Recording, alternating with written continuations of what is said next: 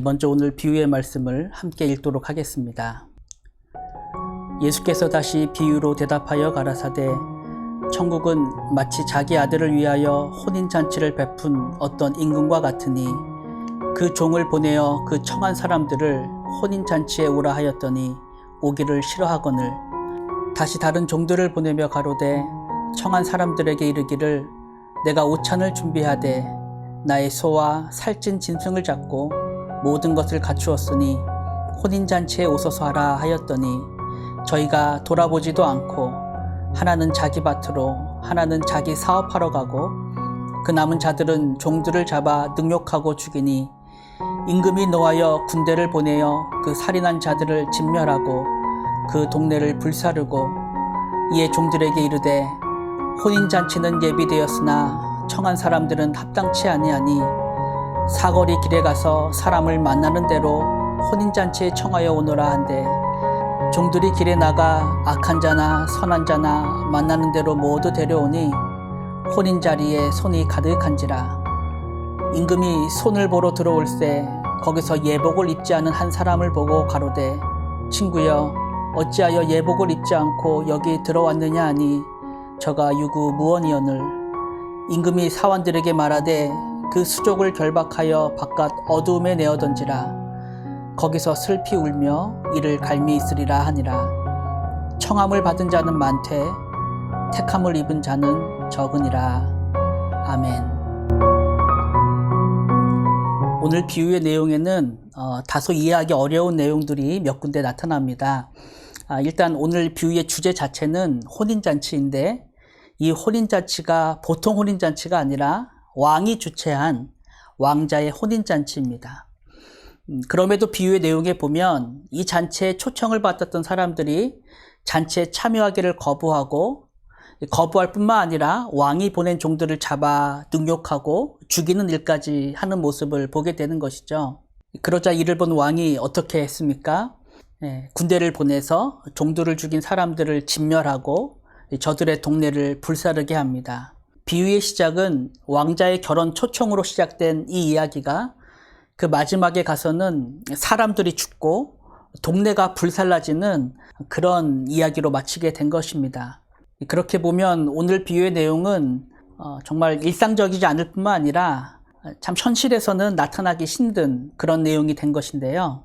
하지만 현실에서는 그처럼 나타나기 힘든 그러한 일이 실제 이스라엘 역사 속에 나타났다는 점에서 오늘의 비유가 가지는 그 어떤 심각성이 있게 되는 것이죠. 먼저 비유의 배경을 생각해 봤을 때 오늘의 비유는 예수님께서 십자가에 달리시기 불과 3일 전에 하셨던 비유입니다. 그러니까 고난주간으로 우리가 생각을 하면 화요일이 되는 것인데요. 그렇게 예수님께서 영광 받으실 날이 이제 얼마 남지 않은 바로 그때에 예수님께서는 3가지 비유를 연이어 말씀하시게 됩니다.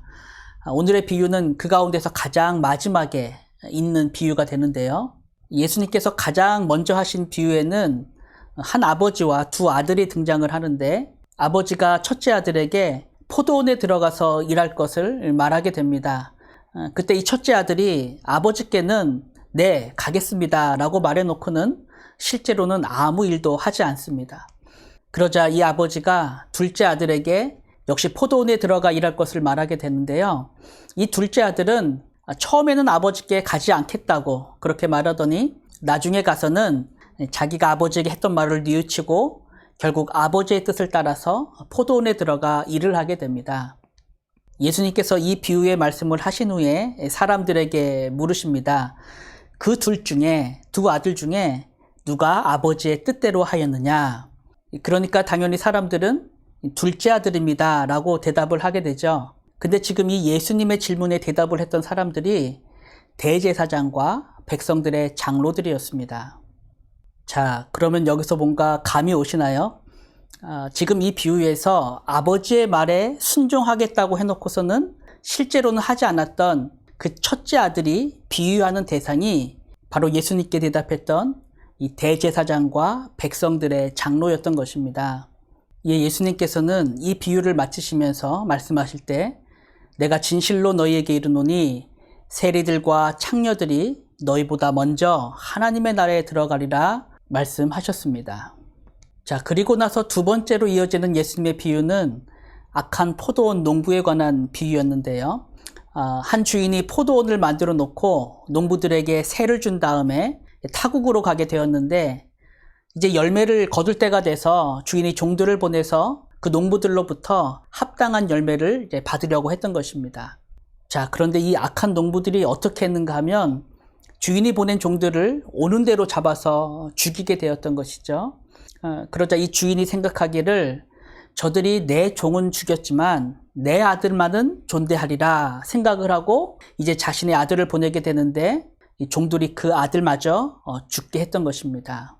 예수님께서 이 비유를 말씀하신 후에 또다시 물으시기를 포도원 주인이 올 때에 그 농부들을 어떻게 하겠느냐 물으십니다. 그랬더니 이번에도 대제사장과 장로들이 대답할 때 그 악한 자들은 진멸하고 포도원은 제때에 열매를 바칠 만한 다른 농부들에게 새로 주어야 합니다 말하게 되죠. 그렇게 저들은 비유에 나타난 악한 농부들이 바로 자기 자신을 말하는 것임을 알지 못한 채 예수님께 저들을 진멸해야 합니다. 그리고 제때 열매를 바칠 다른 농부들에게 포도원을 주어야 합니다 라고 대답을 했던 것이죠.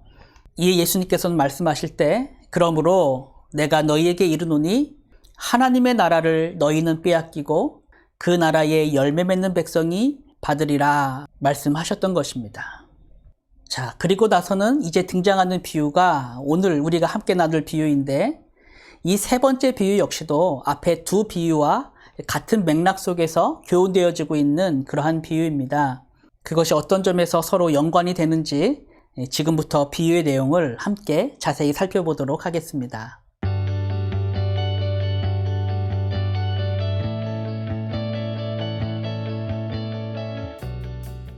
오늘의 비유는 이같이 세 부분으로 나누어서 생각해 볼 수 있는데요. 먼저 첫 번째 내용에서 우리가 주목하게 되는 것은 왕이 아들의 혼인잔치를 열고 사람들을 초대했음에도 불구하고 사람들이 오기를 싫어했다는 사실에 있습니다. 그렇게 초청받은 사람들이 모두 초대를 거부한 것인데요. 그럼에도 불구하고 왕은 다시 종들을 보내서 저들에게 정중히 청하게 됩니다. 나의 소와 살찐 짐승을 잡고 모든 것을 갖추었으니 혼인잔치에 오소서 말하게 됐던 것이죠. 자, 하지만 이번에도 사람들은 그 초대에 돌아보지도 않고 한 사람은 밭으로 가고 또 한 사람은 사업체로 가고 남은 사람들은 그 왕이 보낸 종들을 잡아서 모욕하고 죽였다. 그렇게 말씀하고 있습니다. 이 앞서도 잠시 말씀드렸지만 사실 오늘의 비유가 보여주는 이러한 내용들은 사실 어떤 점에서 다소 극단적으로도 보이고 현실에서는 일어나지 않을 것 같은 그러한 이야기로 우리가 생각될 수 있지만, 바로 그 생각하기 어려운 그 일이 실제 이스라엘의 역사 속에 계속적으로 있어 왔다는 사실에서 오늘의 비유가 가지는 그 심각성이 있는 것이죠. 그같이 구약 시대로부터 하나님의 말씀을 전했던 그 수많은 선지자들이 자기 백성 이스라엘로부터 환영받지 못하고 도리어 수많은 피를 흘리게 했던 바로 그 일이 이제 오늘의 비유를 통해서 고발이 되고 있는 것인데요. 특별히 오늘 비유에서 사람들이 왕의 초대를 거부했던 그 이유를 보면 저들이 얼마나 왕을 욕보였는가를 우리가 보게 됩니다. 이 비유에서 사람들이 왕의 초대를 거부했던 이유가 무엇이었죠? 나는 밭에 가봐야 해서 안 됩니다. 나는 사업을 돌아봐야 해서 갈 수 없습니다. 하는 그런 이유들이었습니다. 그렇게 지금 저들의 말만 들어보면 저들이 받은 초대가 정말 왕의 초대인지 아니면 그저 아는 지인의 초대인지를 분간할 수 없을 정도로 그렇게 자신들이 받은 초대의 가치를 너무나 보잘것없고 하찮게 여겼을 뿐만 아니라 바로 그것으로 왕을 욕보였다는 사실이 큰 문제가 되었던 것이죠. 그렇게 저들은 왕으로부터 받은 그 초대가 내 일상의 삶의 한 부분보다도 더 가치가 없는 것처럼 그렇게 여기고 왕을 욕보였던 것입니다.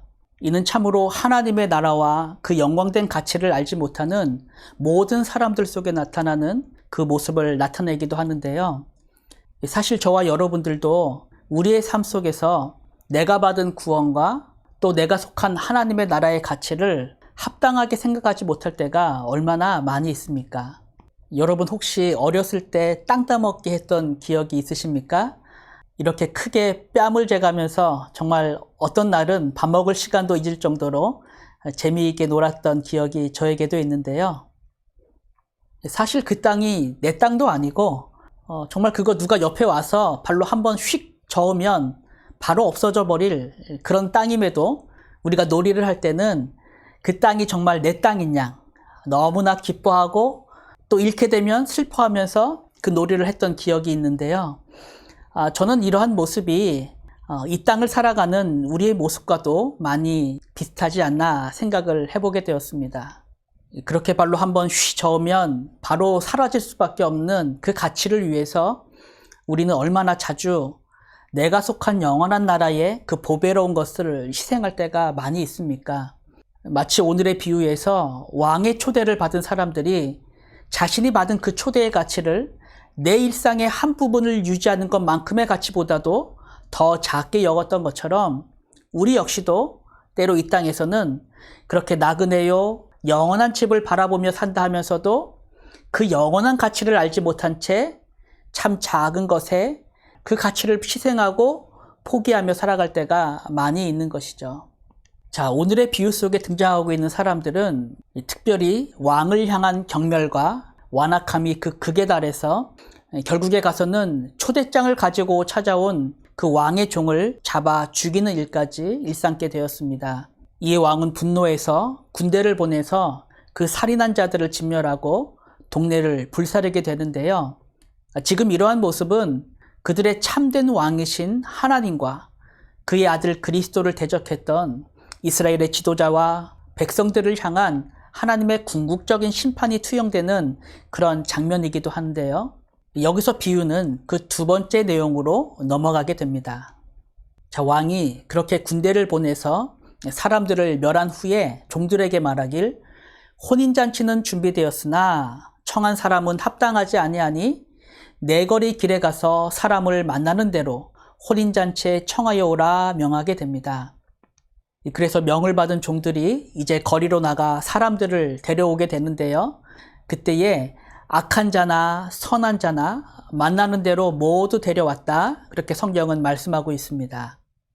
지금 말씀에서와 같이 악한 자나 선한 자나 만나는 대로 다 데리고 왔다라고 했을 때에는 그 자체로 왕의 초대가 조건 없이 모든 사람들에게 베풀어졌다는 것을 의미하는 것이죠.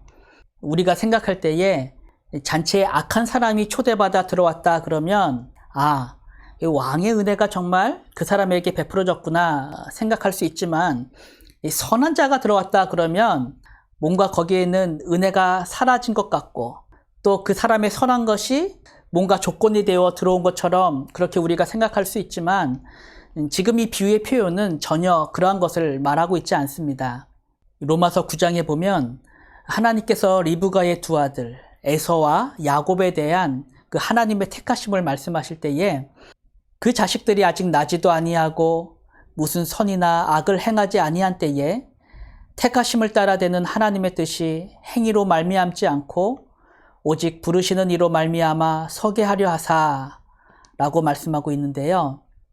지금 이 말씀처럼 하나님께서 야곱을 택하시고 에서를 택하지 않으셨을 때 그 택하심의 조건이 장차 저들이 행할 그 어떤 선이나 악에도 있지 않고 오직 부르시는 이의 뜻 안에만 그 모든 택하심의 조건이 있었던 것처럼 오늘 비유에서 종들이 거리로 나가서 악한 자나 선한 자나 만나는 자마다 다 잔치로 데려왔다는 것 역시도 바로 이러한 하나님의 은혜와 뜻만이 조건이 돼서 그들에게 베풀어졌음을 알게 하는 것입니다. 자, 그런데 비유의 그 다음 장면을 보면 방금 말씀드렸던 이런 은혜와는 뭔가 맞지 않는 듯한 그런 모습이 우리 눈에 들어오게 되는데요. 바로 오늘 비유의 세 번째 내용이면서 비유에서 가장 어려운 그러한 내용이 되기도 합니다. 그렇게 종들이 거리에 나가서 악한 자나 선한 자나 만나는 대로 사람들을 데려오므로 이제 연회장에는 손님이 가득하게 되었는데 그때 임금이 그 찾아온 손님들을 보기 위해서 연회장에 들어오게 되죠. 근데 바로 그때 그 왕의 눈에 예복을 입지 않고 연회장에 들어온 사람이 눈에 들어오게 된 것입니다. 그러자 왕이 그 사람을 어떻게 했습니까? 종들을 시켜서 그 사람을 결박하여 바깥 어두운 곳에 내어 던지라 그렇게 명하게 되었습니다. 자, 바로 앞선 장면에서는 그렇게 아무런 조건 없이 거리에서 사람들을 불러서 잔치에 들어오게 했던 그 왕이 이제는 예복을 입지 않았다는 이유로 그 사람을 바깥 어두운 데로 던져서 이를 갈게 했을 때 지금 이런 모습이 뭔가 우리에게는 의아함을 갖게 하는 그런 내용이 되는 것입니다. 사실 지금 이 장면을 그처럼 결박당해서 쫓겨난 그 사람의 입장에서 생각을 해보면 그렇게 자신은 거리를 돌아다니다가 뜻하지 않게 왕의 초대를 받고 연회장에 들어왔는데 느닷없이 예복을 입지 않았다는 이유로 거기서 쫓겨났을 뿐 아니라 심한 형벌까지 당하게 된 것이니까 그 사람의 입장에서 봤을 때는 너무나 억울하게 된 것이죠. 특히 앞서 우리가 살펴봤던 그 임금의 은혜를 생각했을 때는 지금 이러한 모습이 더더욱 이상하게 여겨질 수밖에 없는 것입니다. 자, 그런데 지금 이러한 내용을 이해할 수 있는 중요한 키가 오늘 본문 맨 마지막에 있는 예수님의 말씀에 있습니다.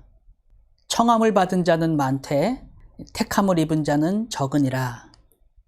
자, 비유에서 왕의 초대를 받고 잔치에 들어오게 된 사람들을 청함을 받은 자로 우리가 생각한다면 그 청함을 받은 사람들 중에 예복을 입은 사람들은 이제 택함을 받은 자들로 우리가 생각할 수 있는 것인데요. 그랬을 때 여기서 우리가 가질 수 있는 물음은 그럼 이 비유의 이야기 속에서 청함을 받은 사람들은 어떻게 예복을 준비할 수 있었으며 그 예복이 의미하는 것은 무엇인가 하는 것이죠. 오늘 비유의 스토리로만 보면 그렇게 잔치에 참여한 사람들은 다 거리에 있다가 뜻하지 않게 초청을 받고 잔치에 들어오게 된 사람들이기 때문에 당연히 예복을 준비할 시간이 없었을 텐데 어떻게 그 예복을 입고 오게 되었나 하는 것인데요. 아쉽게도 이 부분에 대해서 성경이 자세하게 말해주지 않고 대단히 함축적으로 표현하고 있기 때문에 우리가 이에 대한 명확한 답을 알 수는 없지만 대략적으로 이 두 가지 상황 속에서 우리가 생각을 해볼 수가 있습니다. 한 가지는 사람들이 입을 예복을 주인이 준비해서 잔치에 들어오는 사람들에게 나누어 준 것으로 우리가 생각할 수 있는 것이고, 다른 하나는 사람들이 초대를 받은 후에 각자 집으로 가서 그 잔치에 합당한 예복으로 갈아입고 잔치에 참여한 것으로 우리가 생각을 해볼 수가 있습니다. 둘 다 상황적으로 개연성을 가지고 있는 내용들이고 어느 정도 타당성을 가지고 있는 내용인데, 하지만 정말 이 가운데서 어떤 것이 맞는지는 우리가 정확히 알 수 없지만 지금 이 내용 가운데 우리가 더 중요하게 살펴봐야 할 내용은 그처럼 예복을 입지 않은 사람이 쫓겨나게 되었을 때에 그 사람은 자신이 쫓겨난 그 일에 대한 어떠한 변명도 왕에게 할 수 없었다는 사실에 있습니다. 본문에 보면 주인이 예복을 입지 않은 사람에게 어찌하여 예복을 입지 않고 여기 들어왔느냐 물었을 때 그가 아무 말도 못했다 말씀하고 있습니다.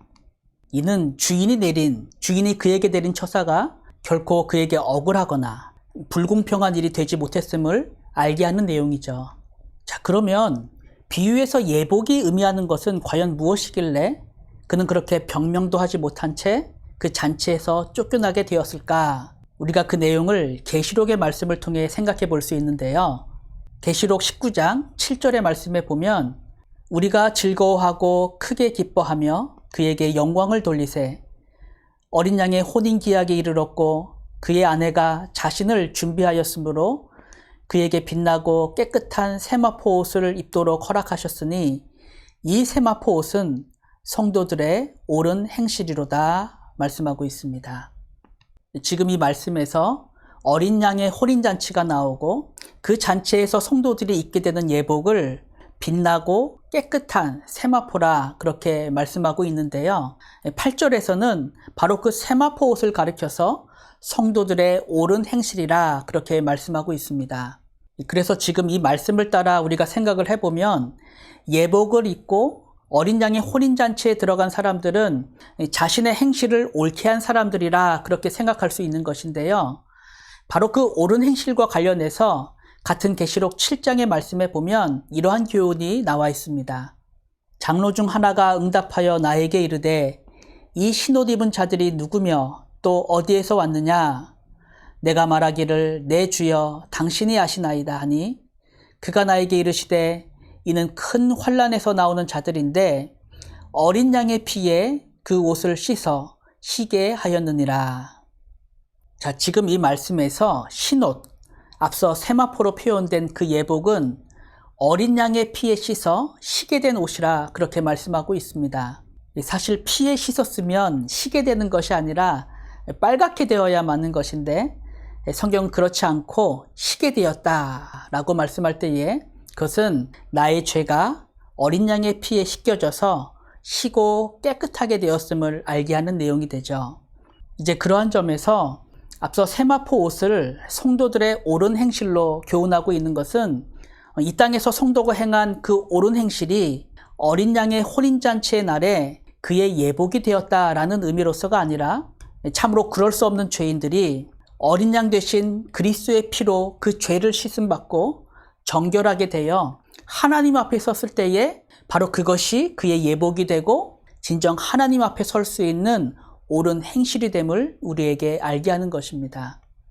예수님의 말씀과 같이 사람이 천국에 들어가기 위해서는 그런 우리의 의가 바리새인이나 서기관들보다 나아야 하는데 그 바리새인과 서기관들보다 나은 그 의에 대해서 로마서에서는 교훈할 때에 이제는 율법 외에 하나님의 한 의가 나타났으니 곧 예수 그리스도를 믿음으로 말미암아 모든 믿는 자에게 미치는 하나님의 의니 차별이 없느니라 말씀하고 있습니다.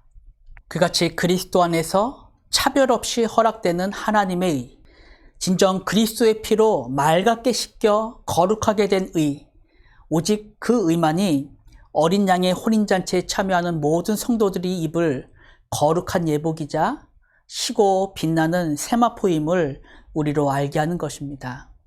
바로 그러한 점에서 오늘 비유의 이야기 속에서 예복을 입지 않은 사람이 결국 임금에 의해서 쫓겨나 큰 형벌을 받게 되었을 때 그 일이 비유 자체의 스토리만 놓고 보면 좀 지나친 것 같고 뭔가 현실적이지 않아 보일지라도 진정 이 비유가 교훈하고 또 상징하는 그 내용을 생각했을 때에는 그렇게 그가 받은 형벌이 그에게는 너무나 합당하고 정당한 것이 되는 것이죠.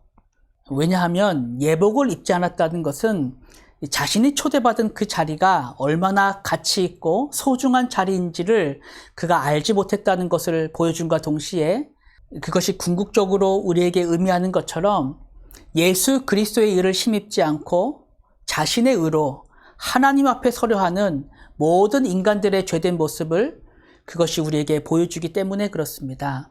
하나님의 진노는 바로 그 위에 임하게 되는 것이죠. 자, 그럼 이제 마지막으로 오늘 비유의 내용을 앞서 예수님께서 말씀하셨던 두 가지 비유와 더불어서 함께 생각을 해볼 때에 하나님의 나라는 그 나라의 열매를 맺는 자에게 주어지는 거룩한 나라라는 것을 우리가 또한 생각을 할 수 있습니다. 자, 여러분 기억나십니까? 앞서 예수님의 첫 번째 비유에서 두 아들이 있었을 때에 첫째 아들은 아버지의 말씀을 지키겠다 해놓고 결국에 가서 지키지 않았고, 둘째 아들은 처음에는 명을 거절했지만 나중에 가서는 회개하고 그 명을 지키게 되었었죠. 그때 예수님께서는 그 둘 중 누가 아버지의 뜻대로 하였느냐 물으셨습니다. 그리고 나서 두 번째 악한 농부의 비유에서도 중요한 초점은 주인의 포도원을 갖고 와서 그 열매를 내었어야 할 그 농부들이 그 열매를 주인에게 내놓기를 거부했다는 사실에 있었죠. 결국 예수님께서는 이 비유의 마지막에 하나님의 나라를 너희는 빼앗기고 그 나라의 열매 맺는 백성이 받으리라 그렇게 말씀하시게 되었습니다. 오늘 우리가 살핀 세 번째 비유도 이와 다르지 않습니다. 그렇게 왕이 베푼 혼인잔치에 처음 초대를 받았던 사람들은 그 초대를 거절하고 왕을 대적함으로 마침내 큰 화를 당하게 되었고, 이후에 거리에 있다가 초청을 받아 들어오게 된 사람들은 그렇게 예복을 입고 그 잔치에 참여하게 되었는데, 그랬을 때 이러한 모습은 그 예복이 의미하는 바처럼 하나님의 나라는 자신의 의가 아닌 오직 그리스도의 의로 옷 입은 사람들만이 들어오는 나라이며, 또한 그 그리스도 안에 있기에 저들의 삶 속에서 그리스도의 열매를 맺는 거룩한 백성들이 소유하는 나라임을 우리로 또한 알게 하는 것입니다. 지금 이런 내용을 너무나 잘 알게 하는 교훈이 바로 예수님의 포도나무의 비유이죠. 나는 포도나무요 너희는 가지니 저가 내 안에 내가 저 안에 있으면 이 사람은 과실을 많이 맺나니 나를 떠나서는 너희가 아무것도 할 수 없음이라. 과연 성도는 우리의 포도나무가 되시는 그 그리스도 안에 붙어 있어 그 삶 속에 그리스도의 열매를 맺는 거룩하고도 구별된 백성들인 것입니다. 어린 양의 혼인잔치는 이미 이 땅에서 시작이 되었고 장차 우리의 신랑 되시는 그 주님께서 이 땅에 다시 오실 때에 새 하늘과 새 땅에서 그 잔치의 충만함을 저와 여러분들이 함께 누리게 될 것입니다. 사랑하는 성도 여러분, 정말 우리가 그날을 기다리는 주님의 정결한 신부답게 우리의 삶 속에서 그리스도의 열매, 그분의 주인 되신 그 나라의 열매를 우리의 삶 속에 풍성히 맺는 그 복된 은혜가 있기를 진심으로 간구합니다. 주를 향하여 이 소망을 가진 자마다 그의 깨끗하신 것 같이 자기를 깨끗하게 하는 그 복된 은혜가 있게 되기를 진심으로 원하는 것입니다. 하나님, 이 신부된 자가 누리는 복된 은혜가 우리의 삶 속에 있게 하여 주옵소서. 이미 시작된 천국의 잔치를 살아가는 자들로서 장차 우리에게 임할 그 온전한 혼인의 잔치를 바라보며 우리의 삶을 정결하게 단장하게 하여 주시고 어느 때든지 우리가 하나님 앞에 섰을 때 우리가 입게 될 그 예복이 그리스도께서 허락하신 거룩한 의라는 것을 기억하게 하여 주셔서 그 주님만을 의지하고 그 주님만을 자랑하며 이 땅을 살아갈 수 있도록 하나님 은혜를 베풀어 주옵소서. 감사하며 살아계신 예수 그리스도의 이름으로 기도하옵나이다. 아멘.